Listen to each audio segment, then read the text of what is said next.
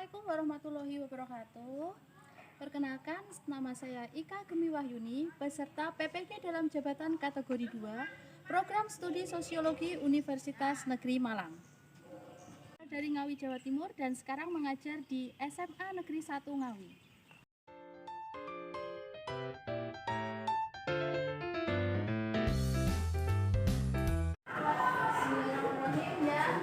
Assalamualaikum warahmatullahi wabarakatuh. Waalaikumsalam warahmatullahi wabarakatuh. Ya, sebelum kita mulai pelajaran pada pagi hari ini, silakan untuk ketua kelas pimpin doa terlebih dahulu. Untuk mengawali pelajaran pada pagi hari ini, alangkah baiknya kita berdoa dulu. Percaya dan dengan masing-masing. Doa mulai. Doa besar. Bagaimana kabarnya hari ini, anak-anak? Alhamdulillah. Ada yang bisa masuk hari ini? Ya, saya absen satu persatu dulu. Agustina Nesa, Azada, Azalia, Aziza, Desti, Dewi. Yang sakit kita doakan semoga lekas sembuh. Mengingat sekarang musim penghujan ya, jadi mengingat ini ya.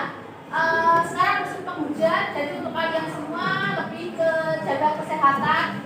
Ya, biasanya kalau musim penghujan nanti jatuhnya ke sakit ya, batuk pilek, belum lagi dengan lingkungan yang kurang bersih dapat menciptakan jadinya ya demam berdarah ya, nanti dapat menyebabkan terjadinya demam berdarah. Jadi jaga lingkungan kalian, jaga diri kalian supaya tetap sehat ya, supaya terus bisa masuk sekolah ya. Sebelum kita mulai pelajaran, untuk menciptakan kenyamanan kita dalam belajar, coba dicek sekitarnya masihkah ada sampah di sekitar kalian. Sudah ya, udah bersih. Hari ini kita akan membahas mengenai faktor pendorong terjadinya hubungan sosial. Sebelum kita membahas faktor terjadinya hubungan sosial, sedikit kita mengingat materi yang sebelumnya ya. Pada materi sebelumnya kemarin kita telah membahas dua syarat terjadinya hubungan sosial. Ada yang bisa yang apa syarat terjadinya hubungan sosial? Kontak dan komunikasi. Adanya kontak dan adanya komunikasi. Tunjuk jari loh, apa yang dimaksud dengan komunikasi? Komunikasi adalah hubungan dua arah atau timbal balik antara dua orang yang berperan sebagai komunikator, pemberi pesan dan penerima pesan. Ya, komunikasi yang terjalin antara dua arah ya, di mana di sini ada komunikan dan komunikator. Ya, siapakah komunikator di sini? Pemberi pesan. Orang yang menyampaikan pesan, sedangkan komunikan Penerima pesan. ya, orang yang menerima pesan. Sekarang sudah mendekati ulangan, ya, penilaian akhir semester. Ya, apakah semangat belajar kalian mendekati ulangan semester ini semakin bertambah atau semakin mengalami penurunan? Bertambah atau penurunan? Ya, semoga saja beneran bertambah. Karena ini ya, di dalam sebuah hidup, ya, sedikit bicara tentang kehidupan ya. Di dalam sebuah hidup kita itu butuh semangat. Dalam melakukan setiap kegiatan kita juga butuh semangat. Begitupun ketika berangkat sekolah, belajar itu juga butuh semangat. Karena semangat kalian nanti akan mempengaruhi apa? Semangat kalian yang kalian bawa dari rumah sampai ke sekolahan nanti akan mempengaruhi tidak semangat yang ada di sini? Dengan adanya semangat, harapan kita apa, Nana? Ayo. Dengan adanya semangat, harapan kita ya, semangat tersebut nantinya akan membuahkan hasil yang baik ya. Dengan istilahnya ketika inputnya itu baik, berarti outputnya baik ya, masuknya baik, keluarnya juga harus baik ya. Maka dari itu anak-anak yang saat ini semangatnya sudah mulai menurun, dipompa lagi semangatnya supaya menambah semangat supaya hasil yang kalian peroleh pada akhirnya nanti memuaskan. Ya, sebelumnya kita ke tujuan pembelajaran. Ya, hari ini kita akan membahas faktor terjadinya hubungan sosial. Ada beberapa faktor ya. Ada tujuan yang akan kita capai pada hari ini. Yang pertama, nanti kalian menyimak tayangan gambar.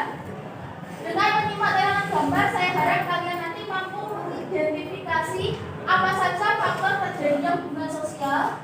Dan yang terakhir, menganalisis setiap faktor. Jadi nanti dari 6 faktor tersebut dijelaskan satu persatu dan diberi contoh. Untuk akhirnya tagihannya nanti dalam bentuk tugas kelompok yang berkaitan dengan materi yang hari ini. Nah, ada beberapa langkah pembelajaran ya hari ini. Yang pertama, nanti kalian mengamati gambar. Yang kedua, nanti ada sedikit penjelasan dari saya. Dilanjutkan diskusi. Diskusi hari ini hanya diskusi dengan teman satu waktu. Berikutnya evaluasi dan terakhir kesimpulan. Ya, untuk hari ini nanti kita akan mempelajari tentang hubungan sosial kaitannya dengan faktor pendorong hubungan sosial. Yang pertama ada imitasi, identifikasi, simpati, empati, sugesti, dan motivasi. Ya, saya harap setelah mempelajari 4 faktor pendorong ini kalian bisa melihat atau bisa memahami, oh ternyata saya pernah melakukan proses imitasi, saya pernah melakukan proses identifikasi. Nanti setelah belajar kalian bisa mengidentifikasi kalian kalau kalian pernah menerapkan ke-6 faktor pendorong dalam kehidupan kalian sehari-hari. Coba ada yang baca dulu pengertian simpati.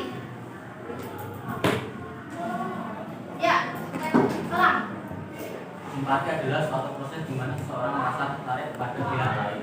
Dalam proses ini, perasaan seseorang memiliki peranan yang sangat penting.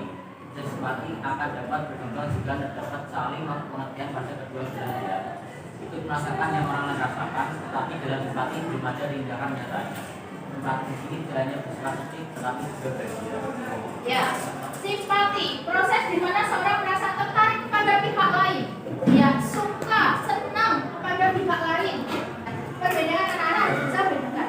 Kalau sugesti, orang yang menerima itu kadang-kadang tidak berpikir panjang. Jadi menerima begitu saja.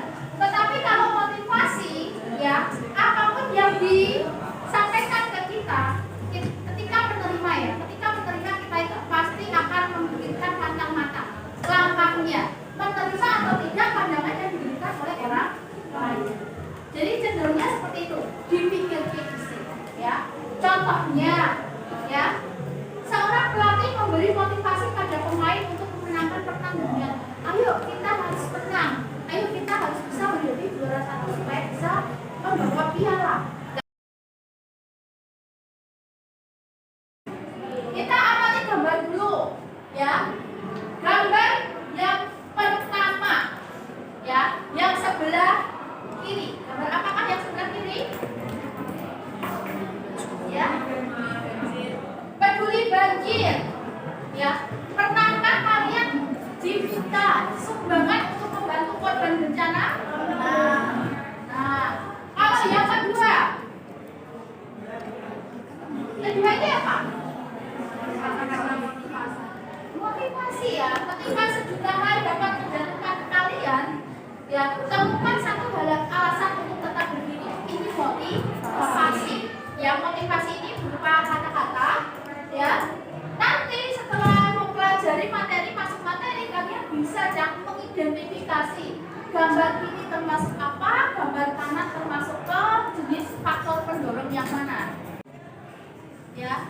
Setelah kalian tadi membaca materi yang disampaikan, setelah mendengarkan ya informasi yang saya sampaikan, sekarang apa yang kalian peroleh? Ya, informasi yang kalian peroleh nanti diwujudkan atau dituangkan dalam bentuk lembar kerja. Jadi di sini ada lembar kerja tentang hubungan sosial, dikerjakan satu bab persatu. Saya tunjuk. Nah, di sini nanti gambar-gambar. Gambar-gambar ini nanti mewakili 6 faktor pendorong terjadinya hubungan sosial. Nah, di sini nanti pengerjaannya bukan di sini ya, tapi di belakang. Penjelasan materi gambar, misalnya 1 ya. Nanti diidentifikasi sendiri ya. Ini girl band Korea, ini girl band Indonesia termasuk ke dalam proses imitasi. Karena apa? Dikasih diberi penjelasan di sini dan kalian mencari contoh lainnya. Ya. Paham tugas? Ada pertanyaan untuk tugas? Kalau tidak, saya berikan ke belakang.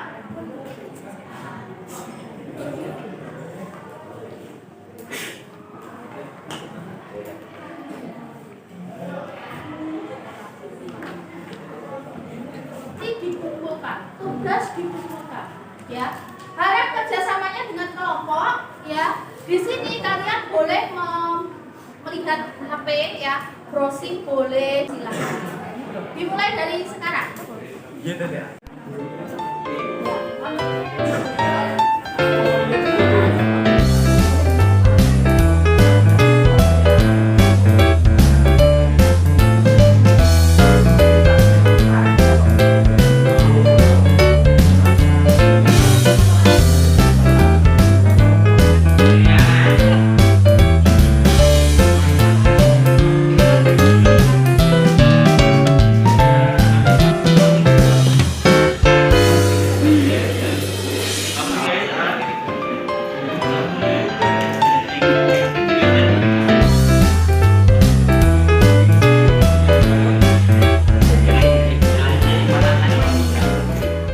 Ya, bagaimana? Diskusinya sudah selesai?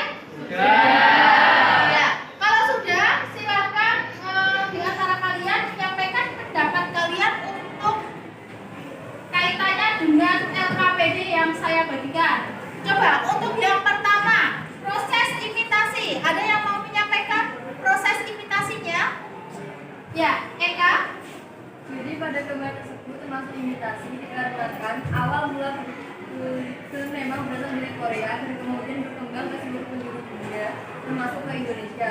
Kemudian beberapa remaja Indonesia meniru dan mengikutinya kemudian Ya, ada yang pendapatnya sama dengan pendapatnya Eka? Atau semuanya sama? Ya, di mana di sini terjadi proses imitasi ya. Yang melahirkan dulu yaitu grup girl band Korea ya, di mana girl band Korea di sini sangat mendunia sehingga banyak sekali negara-negara lain yang melakukan proses peniruan atau imitasi. Contohnya, contoh lainnya apa itu? seorang remaja meniru gaya rambut seorang artis Korea, seorang anak yang meniru sikap atau kebiasaan ayah ibunya, seorang anak yang bermain dokter. Ya, seorang anak yang meniru perilaku ayahnya, meniru gaya rambut artis idolanya. Benar sekali apa yang disampaikan oleh Eka. Ya, empati, karena di sini tidak hanya sekedar emosi tetapi muncul tindakan ya. Seperti tadi menjenguk teman yang sakit ya.